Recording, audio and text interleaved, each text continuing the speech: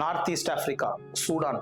Sudan நாடு எப்பயுமே வந்து டிவியில பாத்தீங்கன்னா வறுமை வறுமை வறுமை அப்படிதான் காட்டுவாங்க.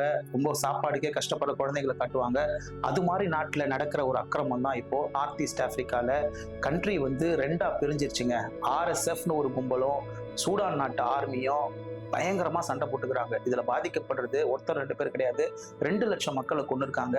போன வாரம் மட்டும் ஒரு ஹாஸ்பிட்டல் உள்ள நுழைஞ்சு 460 பேஷண்ட்ஸ், டாக்டர்ஸ், பெண்கள், குழந்தைகள்னு பாரபட்சம் பார்க்காம கொண்டு இருக்கிறாங்க. இதுல மற்ற நாடுகள்லாம் என்ன பண்ணிட்டு இருக்காங்க பாத்தீங்கன்னா, ஒண்ணு இல்லைங்க, கோல்டு ரிசர்வ், அந்த நாட்டுல இருக்க தங்க சுரங்கங்கள், அது யார் கண்ட்ரோல் பண்ண போறா, மக்களை யார் கண்ட்ரோல் பண்ண போறா, அடுத்த பிரசிடென்ட் யாருன்றதுக்காக போட்டி தான் இது.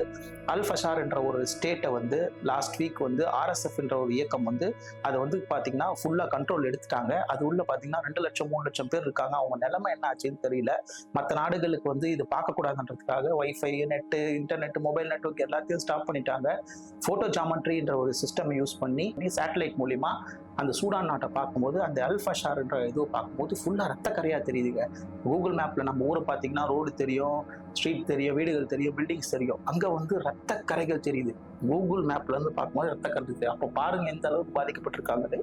மனித நேயம் எங்க போச்சுன்னு தெரியல. இதை பார்க்கும்போது இலங்கையில நடந்த நம்மளோட ஈழத்தமிழர்களை வந்து கொத்து கொத்தா கொன்னது தான் நமக்கு வந்து ஆக்சுவலா வந்து ஞாபகம் வருது. இந்த போர் முடியணும்னு நம்ம ரொம்ப வேண்டிக்கிறோம்.